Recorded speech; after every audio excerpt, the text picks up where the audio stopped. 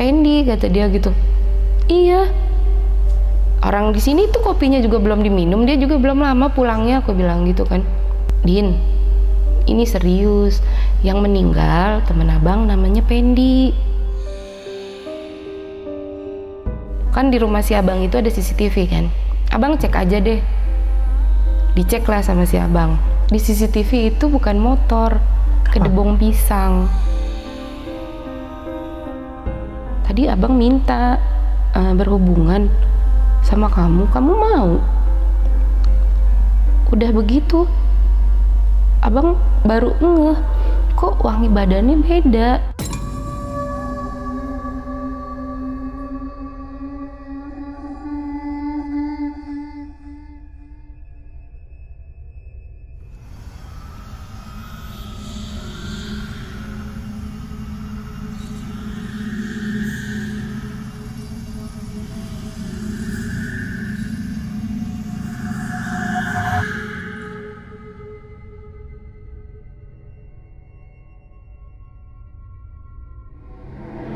Assalamualaikum warahmatullahi wabarakatuh. Nah, di sini gue Yonan sebagai gantinya si Umang karena si Umang ada satu dan lain hal yang nggak bisa kita podcast hari ini gitu. Jadi gue sebagai Yonan ngegantiin si Umang gitu.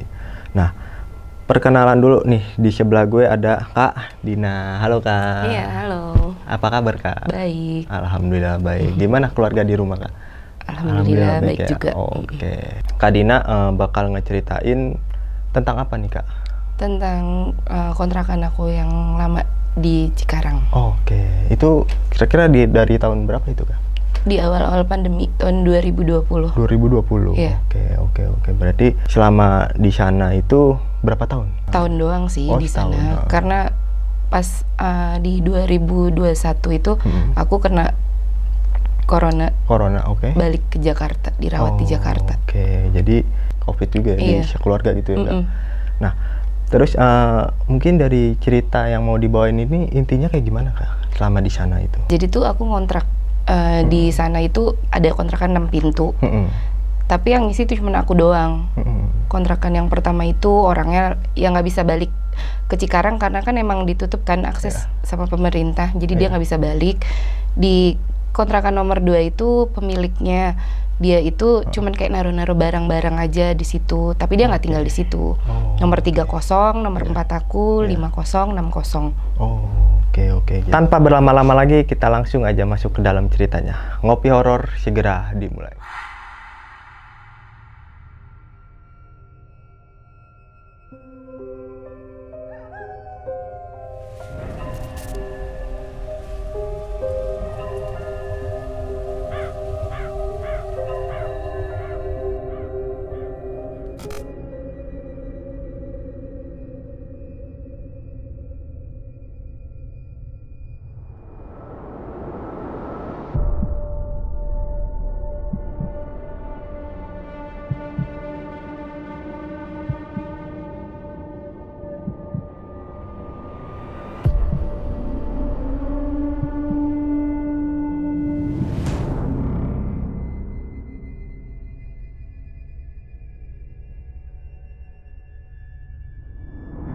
Jadi tuh ini ceritaku di awal pandemi. Di awal pandemi itu kantor kan tutup yang di Jakarta. Ya mau nggak mau aku harus cari kerja lagi kan karena aku punya anak. Akhirnya dapatlah di daerah Cikarang Selatan sana. Aku tinggal di sana di kontrakan yang 6 petak itu. Di kontrakan pertama itu kosong. Di nomor 2 itu ada si bapak yang punya kontrakan buat naruh-naruh barang aja. Di ketiga 0, di 4 aku, 50, 60. Itu pas aku nyampe di kontrakan itu, ya aku awalnya emang rada aneh sih diliatin sama warga situ gitu kan. Ya cuman kan menurut aku ya biasa aja gitu, namanya orang baru kan datang ke situ. Nah, jadi setiap hari itu mau menjelang maghrib jam 6 kurang gitu ya, itu selalu ada ibu-ibu pakai baju dokter, ada stetoskopnya, dia bawa tas, dijinjing gitu.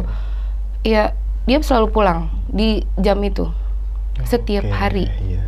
Aku selama seminggu selalu bertatap muka sama dia, dia senyum ke aku, ya emang sih belum ada percakapan apa-apa gitu kan. Nah, di seminggu aku tinggal di sana ini, aku baru kenal nih sama warga sekitar. Nah, jadi kan baru ngobrol-ngobrol gitulah. Dia nanya, teh asli mana? Asli Jakarta, aku bilang gitu. Oh, asli Jakarta. Terus di kontrakan sini sama siapa teh? Oh, kemungkinan besok sama anak-anak di sini, aku bilang gitu kan. Sekarang sendiri berarti di kontrakan itu? Iya, aku bilang gitu. Terus kata tetangga aku ini, kok berani? Aku digituin. Berani? Emang kenapa harus ditakutin gitu kan? Tempatnya nyaman dan nggak terlalu bising gitu. Ya aku suka, aku bilang gitu. Oh, lagian juga kan kalau sore ada si bapak sama si ibunya. Itu tetangga aku langsung kaget. Hah? Si ibu, kata dia gitu. Iya, ibu yang pakai pakaian dokter, aku bilang. Bawa stetoskop, pokoknya lengkap, aku bilang gitu. Iya, emang bener teh, itu istrinya si bapak. Tapi istrinya si bapak itu udah meninggal teh. Dia bilang gitu ke aku. Oh, serius? Aku gituin. Apa cuman kayak nakut-nakutin aja gitu kan? Iya serius, kata dia gitu. Oh ya udah, ya aku juga nggak terlalu ambil pusing lah gitu kan. Ya udah, mungkin dia pulang ke situ juga ada suaminya gitu kan. Iya, betul. Nah, akhirnya aku tuh udah bawa anak-anak nih ke kontrakan. Nah, setiap hari itu gangguannya itu ya ada, cuman kayak ketokan pintu atau barang jatuh sendirinya, kipas angin nyala, kayak gitu. Cuman ya aku hirauin aja, ya aku tahu ini karena di depan kontrakanku itu pohon bambu, tapi masih lebat banget. Oh, masih kayak kebun gitu ya? Iya, masih kayak kebun. Itu lebat banget pohon bambunya. Nah, emang di situ suka ada kejadian kayak aneh gitu ya kan. Cuman ya menurut aku selagi belum ganggu aku banget, gak masalah gitu kan. Pada saat itu aku sama temen-temen nongkrong bertiga. Aku, temenku itu cowok kan dua-duanya. Nah, akhirnya nongkrong lah kita di deket pohon bambu itu. Aku bikin meja panjang sama bangku panjang gitu. Itu, aduh, gila, pengalaman paling parah sih kalau buat aku di kontrakan itu. Karena itu kejadiannya udah jam 12 malam ke atas. Itu tiba-tiba aku denger suara langkah kaki, tapi itu nggak ada siapa-siapa, emang sepi banget kan. Karena juga dari kontrakan aku ke rumah penduduk asli situ jauh-jauh. Oh, berjarak gitu ya? Berjarak. Dan aku lihat ke sekeliling pun nggak ada siapa-siapa, tapi aku dengar suara langkah itu kenceng, kayak orang jalan gitu kan. Nah, tiba-tiba angin nih, kenceng banget anginnya. Kan namanya aku di bawah pohon bambu, udah pasti berasa banget kan, itu pohon juga nggak bisa diam gitu kan. Terus kataku, hujan kali ya. Tapi aku lihat nggak mendung gitu. Nah, nggak berapa lama dari sebelah jalan dari kontrakan aku itu ada gang kecil. Itu keluar cewek cantik banget, pakai baju kebaya dia, warna krem.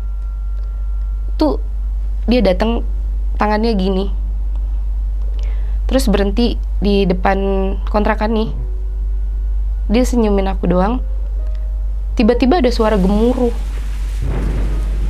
Pokoknya suaranya, wah. Oh, kayak udah mau hujan gitu ya? Iya, gitu pokoknya gemuruhnya tuh parah gitu. Tiba-tiba aku dikagetin itu di deket pohon. Ada emang pohon gede di situ. Itu ada makhluk tinggi tapi berbulu gitu. Aku sama temen-temen kaget. Tapi di satu sisi aku masih mau lihat ke si cewek ini. Kok ngapain dia datang? Tapi makhluk-makhluk itu pada lari gitu, pada menjauh dari tempatku pas ada si perempuan ini. Karena mungkin ya namanya makhluk halus gitu kan, tiba-tiba nangis, anakku kencang, aku masuklah ke dalam. Aku keluar lagi, perempuan itu masih ada. Dia senyumin aku, kayak nunggu aku gini, senyum terus langsung balik lagi gitu. Balik ke gang itu, suasana nggak kayak tadi, angin udah nggak ada, hilang. Oh, berubah seketika gitu? Iya, berubah seketika, tiba-tiba hilang. Dan suara yang tadi langkah kaki pun udah nggak ada. Nah, karena anakku nangis terus nih sampai pagi kan. Kebetulan di belakang kontrakan itu ada tukang urut bayi. Aku ke situ, aku pikirkan dia kenapa-kenapa gitu kan. Aku bawalah. Nah, pas lagi di tukang urut itu aku cerita. Aku panggilnya Umi ya. Mi, ini anakku nangis dari semalam. Semalam tuh ada kejadian yang ya nggak masuk akal sih, Mi. Tiba-tiba dari jalan sebelah kontrakan itu ada perempuan pakai baju kebaya. Dia cantik banget, Mi. Pakai kebayanya warna krem gitu, aku bilang gitu. Tiba-tiba tanganku ditarik sama si Umi itu. Aku kaget dong ditarik gitu. Kenapa, Mi? Aku bilang. Lo lihat beneran? Iya, semalam. Aku gituin. Itu penunggu di sini. Kata si Umi itu. Hah? Maksudnya penunggu di sini? Iya, itu masih ada keluarga, maksudnya darahnya si Umi itu gitu. Kayak mungkin neneknya gitu, cuman dia nggak jelasin jelasnya kayak gimana kan. Terus aku bilang, lah semalam beneran dikasih lihat dia, Mi. Coba ulangin ciri-cirinya. Dia pakai baju warna krem, baju kebaya, mukanya cantik, rambutnya dikonde gitu, dan dia nggak terlalu tinggi, Mi. Dia senyum atau enggak? Senyum. Iya bener, itu masih keluarga Umi, kata dia gitu. Loh, aku kaget kan. Terus gimana, Mi? Maaf ya, Din, tapi selama ini nggak pernah ada yang lihat, kecuali orang-orang tertentu yang benar-benar dia punya ilmu atau bisa lihat, kata si Umi gitu kan. Emang lo punya ilmu apa? Loh, kok jadi ilmu sih, Mi? Kan aku ngomong gitu kan. Aku nggak punya ilmu apa-apa, Mi. Tapi emang bener, nggak ada yang pernah lihat. Boleh tanya tetangga di depan kontrakan lo gitu kan, pernah nggak dia ngelihat sosok itu? Nggak pernah, kecuali kayak orang tetua di situ gitu kan, itu udah pasti tahu ada si sosok itu gitu. Nah, kok dia dikasih lihat ya, Mi? Ya nanti deh, kata dia gitu. Nah, tiba-tiba si Umi tukang urut ini nggak tahu gimana, pokoknya dia kayak semedi gitulah gitu kan, istilahnya semedi ya. Terus dia kayak merem gitu. Tiba-tiba dia langsung buka mata. Oh iya, katanya, kamu orang baik. Dia mau jagain doang. Kamu semalam digangguin ya? Dia ngomong gitu. Enggak, Mi, nggak ada yang gangguin, aku bilang gitu. Bukan orang maksudnya. Oh iya, Mi, semalam emang ada sosok gede, tinggi, dia berbulu. Tapi dia juga nggak sendiri, banyak kayak ada yang lainnya gitu. Nah, setelah itu si Umi ini ngomong, nggak apa-apa, kata dia gitu. Lo di sini berarti aman, kata dia gitu. Ya udah, nanti lo juga rasain lah. Soalnya tadi disampaikannya gitu, lo bakalan dapet apa yang nggak lo minta tapi lo dapet, kata dia gitu. Iya, terus apa tuh, Mi? Ya udah nanti lo rasain sendiri, kata si Umi gitu. Nah, kan waktu itu awal pandemi kan belum masuk kerja ya, maksudnya aku juga baru ditawarin kerja, belum kerja. Kebetulan uang aku waktu itu sisa 200.000. Oh, selama di kontrakan itu? Iya, sisa 200.000 nih. Dari tabungan yang aku bawa dari Jakarta udah habis lah, sisa 200.000. Nah, tiba-tiba ini beneran kayak rezeki nomplok aja. Aku kenal sama cowok di situ. Itu cowoknya emang yang kayak tajir gitu. Dia ngasih aku uang. Aku bilang, uang buat apa? Apa-apa, buat anak-anak. Dia ngomong gitu. Hah, buat anak-anak? Aku bilang, kok abang tahu sih aku punya anak? Iya tahu, kan abang lihat, kata dia, kamu suka bawa anak kamu kan muter.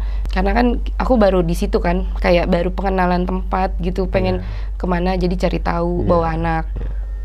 Dikasih tuh bang aku modal buat usaha. Nah, kan karena aku bisa dikasih uang itu juga, aku ngadu kan ke si Umi lagi kan. Mi, yang kata Umi itu maksudnya ini ya, aku kenal sama si abang ini, tiba-tiba dikasih uang, Mi, buat modal. Aku bilang gitu kan. Modal apa, kata dia gitu. Ya nggak tahu, abangnya ngasih uang buat modal, aku bilang gitu. Katanya suruh usaha aja di sini gitu, nggak usah kerja. Kan kata Umi, apa? Kamu mau dikasih sesuatu kan? Iya sih Mi, aku bilang gitu.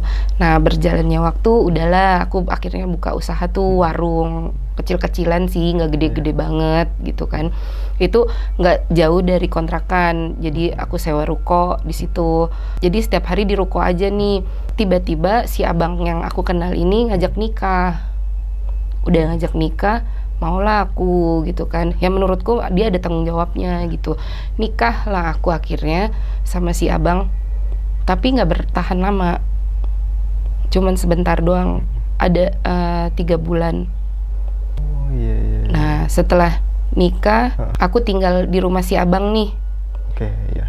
Nggak jauh sih dari tempat kontrakan awal aku itu. Setelah itu, di situ mulai banyak kejadian-kejadian aneh, parah gitu. Karena aku masih suka bolak-balik ke kontrakan karena aku buka warung kan, dari kontrakan gak jauh, aku suka ke kontrakan. Waktu itu kejadiannya pas siang-siang itu aku masih di kontrakan nih sama anak-anak kan, si abangnya kerja, jadi nggak di rumah abang itu kan. Anakku ku taruh di kasur, ini dia belum bisa merangkang, masih bayi. Padahal aku tuh naruh dia beneran di tengah, jauh banget gitu, kiri kanan udah bantal guling lah. Baru aku buka hordeng mau masuk ke dalam kamar mandi belakang itu kan, dari dapurnya aku sekat pakai hordeng kan. Baru mau masuk gitu, anakku udah jatuh kayak orang ketarik. Itu semua kasur, spraynya berantakan. Kayak diacak-acak gitu ya? Enggak, kalau kita narik orang kan pasti spray itu ketarik. Oke, ya. Kataku, oh ini udah mulai ganggu nih. Iya kan, di situ udah nggak aman lah buat aku gitu. Akhirnya aku pindah ke rumah si abang. Nah dari rumah si abang ini ke warung kan juga lumayan jauh ya kalau buat jalan kaki gitu kan. Nah di rumah abang ini gangguannya ada kayak ya perempuan suka nampakin diri, tapi tuh gimana ya, apa namanya, kayak berhenti di depan rumah, nanti dia jalan lagi gitu. Dia belum masuk ke dalam.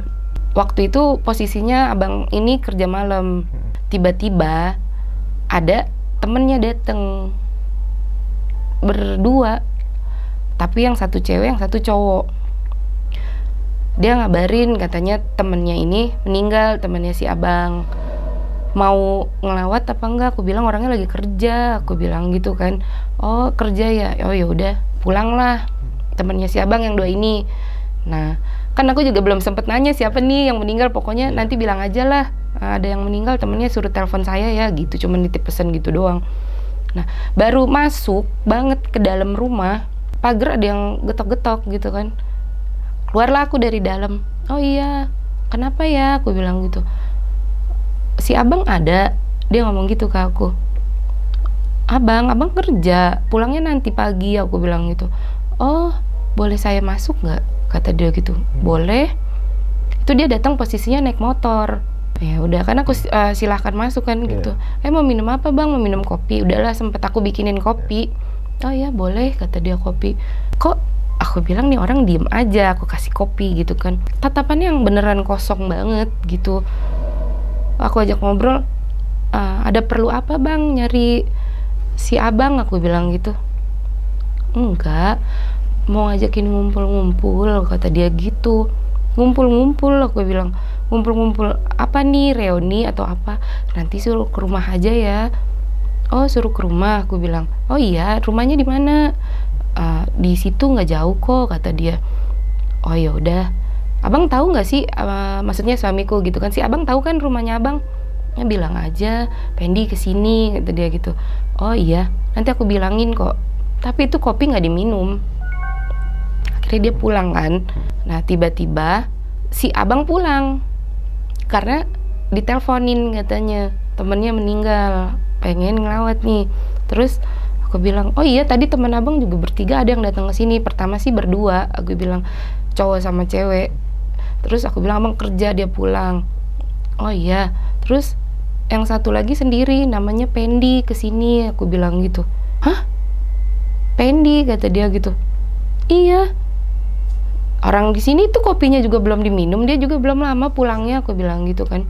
Din, ini serius. Yang meninggal teman abang namanya Pendi. Hah?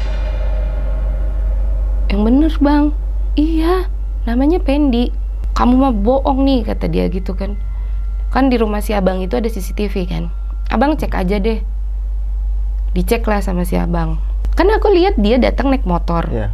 Di CCTV itu bukan motor, kedebong pisang. Oh, kedebong pisang masih ada di situ? Enggak, udah dibawa.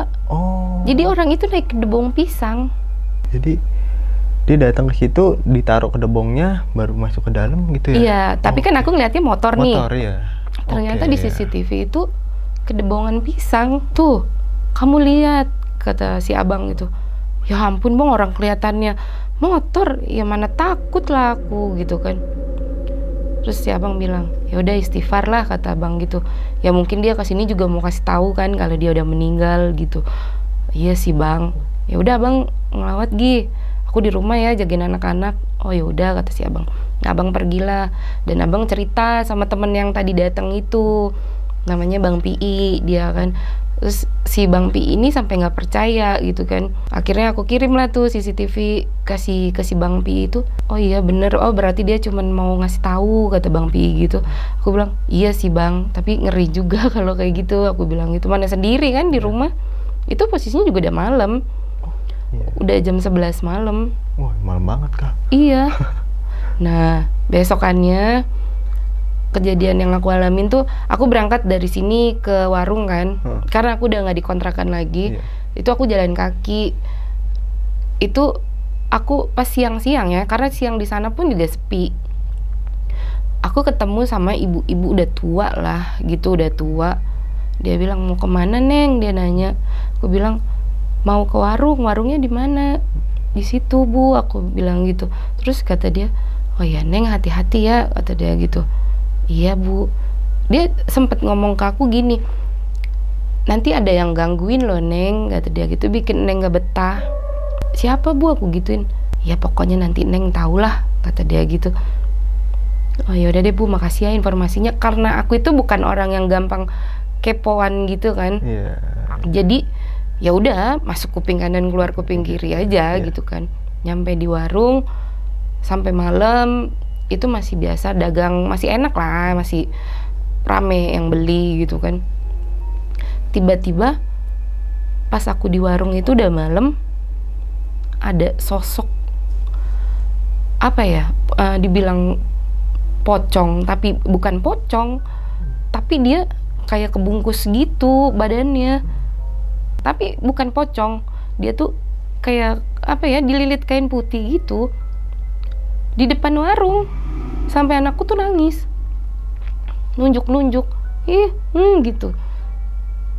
Aku bilang astagfirullahaladzim, apalah itu kan, karena udah ketakutan sendiri, karena aku juga baru lihat sosok yang gitu aneh gitu kan.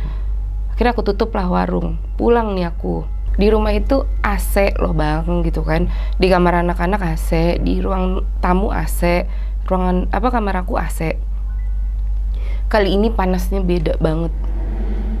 Sampai aku nyalain kipas angin juga, bawa masuk ke kamar. Terus ke kamar anak aku sama, dibawa juga kipas angin nyalain, tapi kata dia panas bunda. Aku tidurnya di depan akhirnya dia tidur di depan lah, aku juga nih tidur di depan. Nah tiba-tiba si abang pulang kan, itu udah jam 2 malam. Ya namanya suami istri lah gitu kan, si abang ini nih minta jatah suami istri gitu. Tapi aku nggak mau gitu, karena emang panas banget, panasnya beda banget. Sampai AC aja tuh kayaknya nggak ada rasanya. Ya udah akhirnya abang tidur di kamar, aku tidur di situ gitu kan. Ini kejadian udah nggak cuman sekali kayak gini. Maksudnya kalau abang pulang gitu pasti tuh selalu panas, tapi kalau abang nggak pulang nggak panas. Oke, berasa beda aja gitu ya? Iya, abang misalkan nggak pulang atau pulang pagi gitu kan, nggak panas. Pokoknya kita masih aman lah tidur di kamar gitu kan.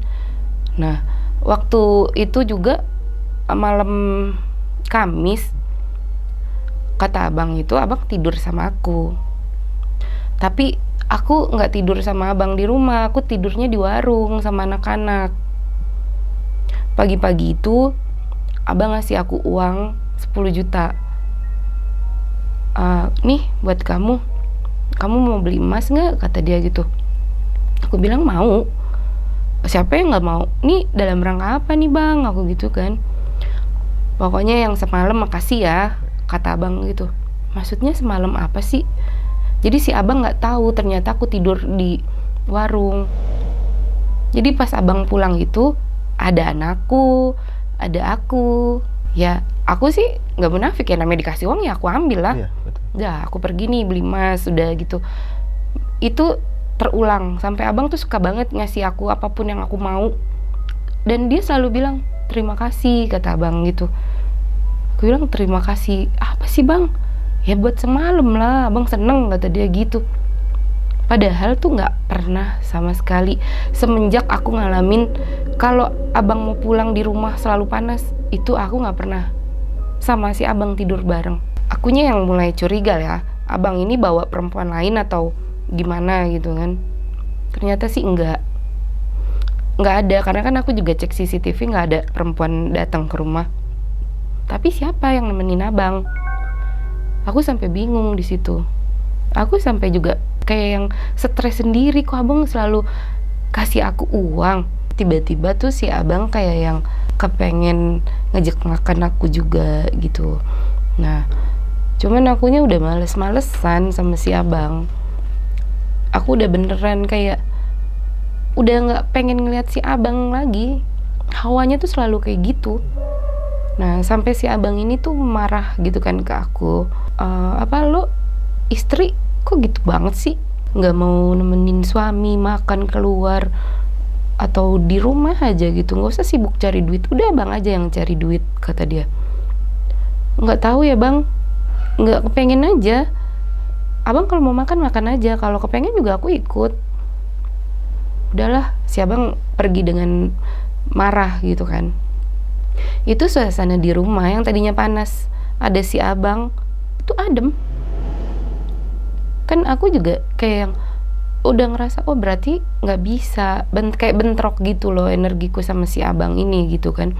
Tiba-tiba tuh panas banget kalau ada abang dateng gitu. Tiba-tiba kalau abang pergi dingin, karena kan AC nyala, kipas nyala gitu kan. Ya udah, akhirnya hari itu berlalu lah. Nah, tiba-tiba ini si abang libur kerjanya. Karena selama kerja dia nggak pernah libur. Selalu pengennya kerja aja, menurut dia. Ya gue udah senang sama kerjaan gue dan gue nyaman, gue mendingan kerja dibandingin libur. Toh gue pagi sampai siang masih di rumah gitu kan. Nah, dia libur kepengen sama aku kan. Karena aku nggak kuat di rumah, itu banget panasnya kayak gitu. Aduh, nggak kuat deh. Aku mending di warung. Aku bilang, aku di warung ya bang. Dan abang tuh ngomong iya. Nah, tiba-tiba kata abang gak lama dari aku pergi, aku pulang. Kata abang, loh kok pulang Din? Iya bang, gerah, pengen mandi. Oh yaudah mandi atuh, kata si abang gitu kan. Selesai mandi, ya dia berhubungan suami istri. Tapi kata abang curiga, wangi badannya beda. Nah makanya abang langsung ke warung, naik motor, buru-buru. Aku ada di warung. Aku tanya, kenapa bang? Muka-muka ketakutan tapi kayak penasaran gitu. Kamu bukan di rumah? Enggak, dari tadi di sini. Nah kebetulan kan di warung rame kan. Tanya aja, aku bilang nih. Orang dari tadi aku ngelayanin terus kok. Yaudah tutup aja warungnya, kata dia gitu. Kenapa bang? Udah nanti aja. Ntar dulu deh, aku bilang layanin ini dulu selesai, baru kita ngobrol ada apa. Abang ngomong kayak gitu. Tadi abang minta berhubungan sama kamu mau?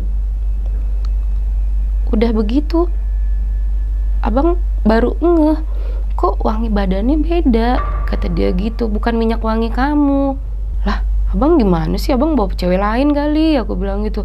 Abang mabuk kali aku gituin. Enggak, kata abang. Beneran, orang abang juga lagi tidur-tiduran main handphone, terus tiba-tiba kamu masuk, kamu bilang kamu gerah mau mandi. Ya udah makanya abang ngajakin, kata dia gitu. Itu bukan aku bang, aku bilang. Aku dari tadi di sini. Nah, akhirnya si abang ngajak ke orang pinter lah gitu kan, ke dukun di situ kalau kata abang gitu kan. Dia ngelihat katanya si abang ini disukain sama si sosok perempuan yang suka nyerupain aku. Terus aku bilang, gimana bang? Tadi apa kata dukunnya? Abang pulang dari dukun itu kan gak ngajak aku kan. Iya katanya abang disukain sama sosok perempuan yang ada di rumah. Ini bener gak bang? Bener, besok abang ajak deh ke guru abang, kata dia gitu. Nah gurunya ini Pak Haji kan. Aku diajak ke sana, mau aku gitu. Pas nyampe di sana, bener dikasih tahu kalau di rumah itu sering ada yang nyerupain kayak aku.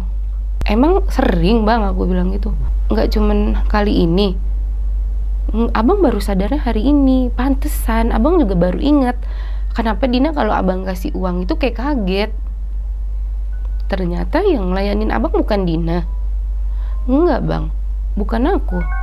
Udahlah, akhirnya si Pak Haji ini nyuruh rumah dibikinin acara apa sih kayak tahlilan gitu, pengajian gitu kan.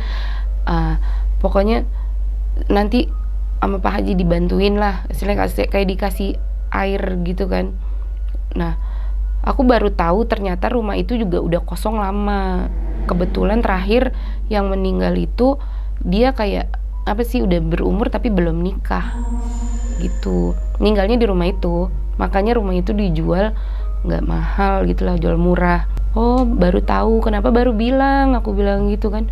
Tetangga sebelah situ nggak berani ngomong ke aku karena aku suka sendiri kan di rumah. Ya kalau sendiri mah aku bilang nggak apa-apa, yang penting cerita aja. Jadi kan aku juga tahu gitu kan. Sampai dicek di CCTV itu pintu doang kebuka, nggak ada yang masuk. Yang di hari terakhir abang dilayanin gitu.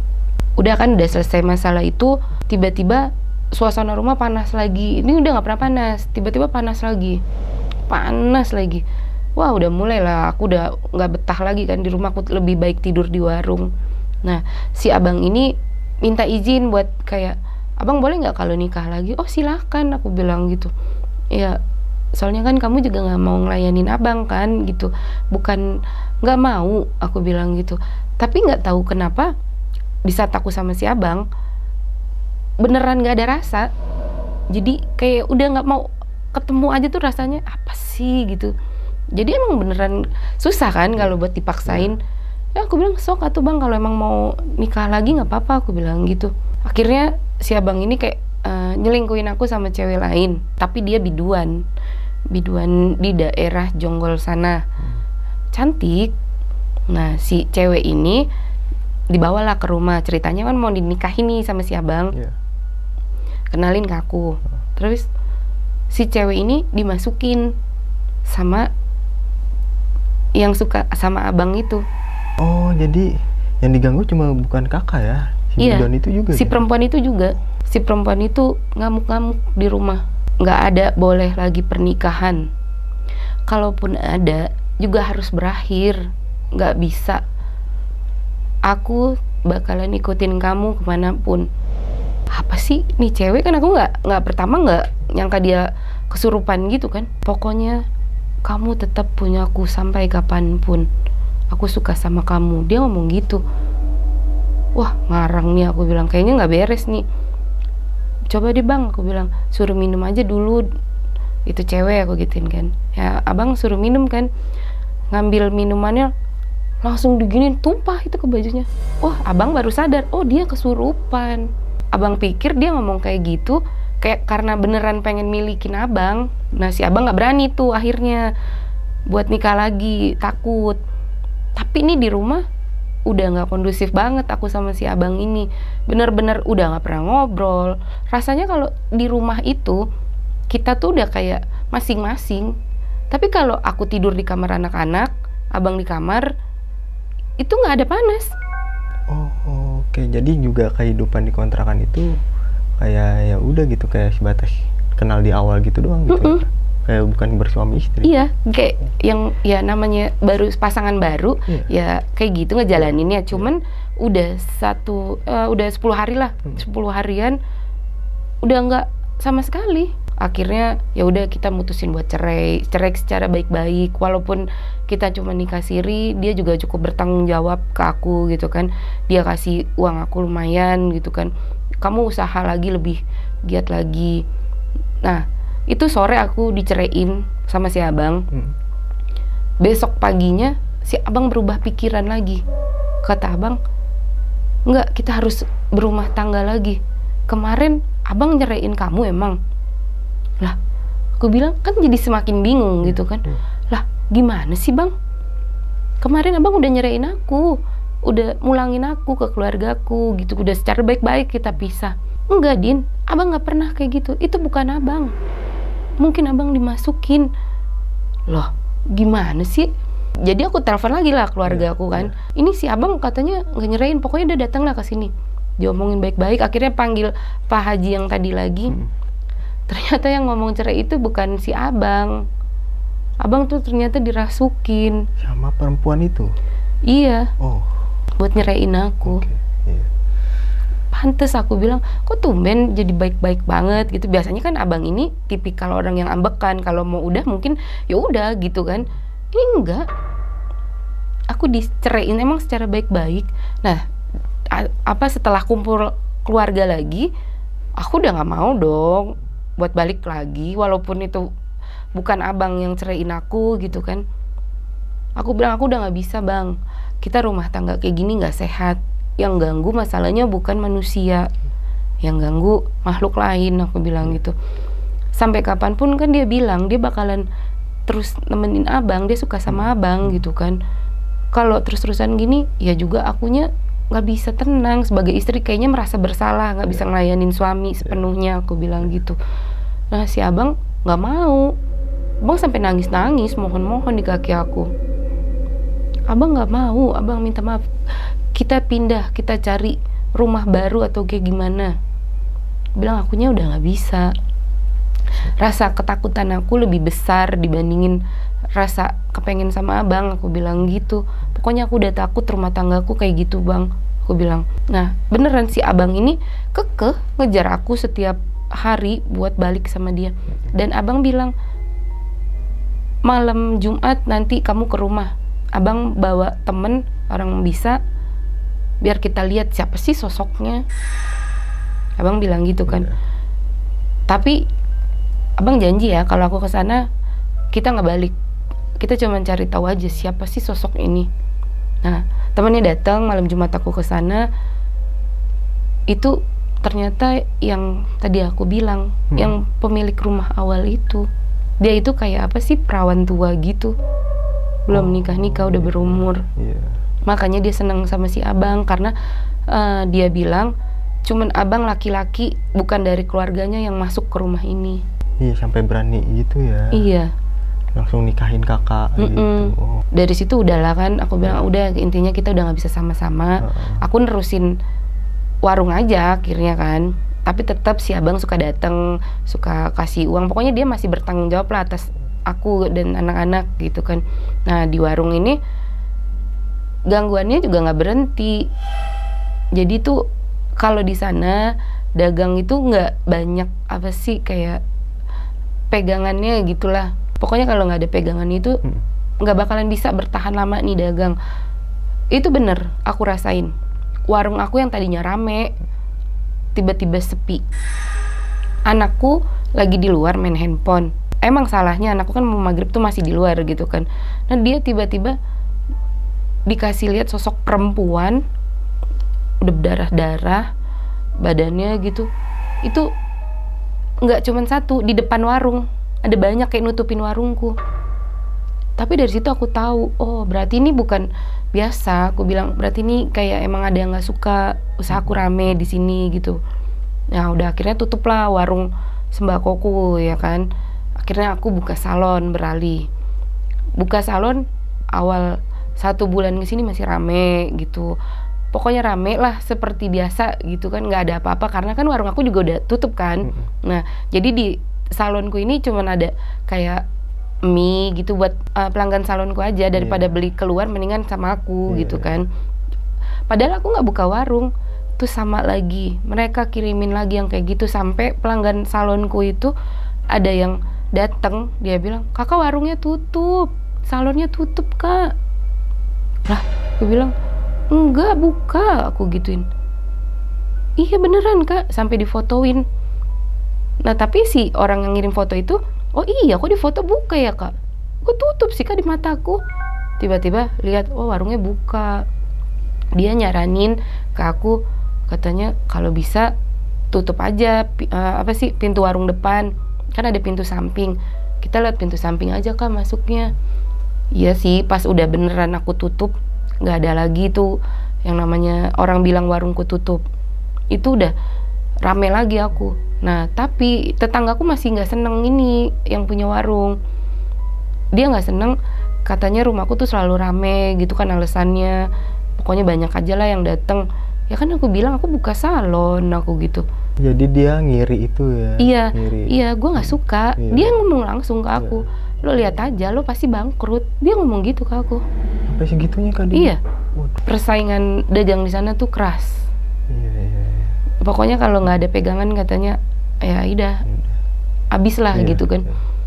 Iya. Itu malam-malam tiba-tiba ada nenek-nenek. Nenek-nenek itu, jadi tuh di posisi di belakang warungku memang masih kebon kan, masih kebon.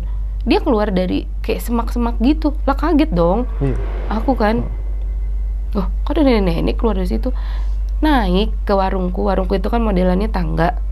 Dia naik, terus dia bilang ke aku, udah gak usah dilawan, gak usah takut. Kamu insya Allah di sini rezekinya ada terus, gak bakalan mati, walaupun dijahatin. Aduh makasih ya tuh Nek, aku bilang gitu kan. Nenek rumahnya di mana? Terus kayak aku kasih gula gitu, kopi. Udah Nenek buat ngeteh di rumah. Ya makasih ya, kata dia gitu. Nah dia balik tuh ke arah kebun itu. Cuman aku emang nggak liatin lagi kan, karena di rumah juga masih banyak yang datang kan. Rame ya? Iya rame. Pas aku nggak, oh iya kan belakang nggak ada jalan. Dia kemana? Aku bilang gitu. Nah akhirnya mungkin dari mulut ke mulut nih tetangga gitu kan, nyampe lah ke mulut si Umi yang tukang urut di awal itu. Aku bilang nyampe nih, dia nyamperin ke warungku. Kata dia, kenapa Din, warung kenapa ditutup, buka tuh, katanya gitu kan. Si Umi ini ternyata emang bisa juga dia gitu. Ya Mi, aku ceritain lah, si anakku ini ngelihat kayak ada cewek berdarah-darah di depan warung, banyak banget nutupin warung. Udah katanya, nggak apa-apa. Lah kok Mi bisa tahu dari mana? Tahu lah, kata dia gitu. Itu Bang, di deket rolling door, ubinku itu kan gede-gede. Aku injek ini biasa aja, tapi sama Umi langsung diangkat gini, langsung diangkat. Pokoknya Umi ambil tanah itu satu dari situ, pokoknya dari bawah ubin itu, Umi ditaruh di depan. Terus tanahnya kayak jalan gitu Bang. Jalan. Jadi, nah emang di sebelah warungku tuh ada pohon pepaya. Tanah itu ngarah ke pohon pepaya. Disitulah ternyata tuh kayak ada fotoku, tapi dari belakang. Posisi ngambilnya aku tahu lah dari si rumah si orang itu gitu kan. Ada di situ. Ada foto anakku nih, dibikin sakit kayak gitu. Ada silet.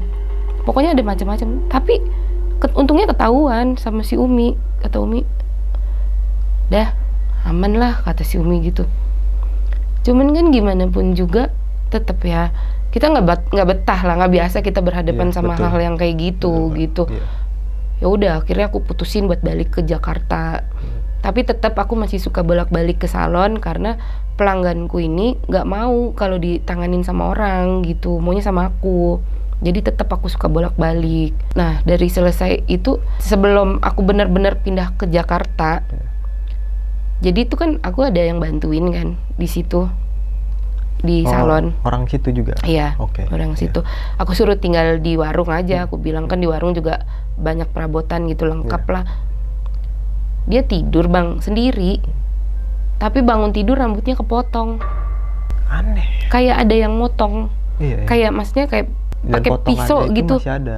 Iya, kayak pakai pisau gitu loh ratanya. Teh kesini, ada hal aneh. Kenapa? Aku bilang, udah Teh kesini cepetan.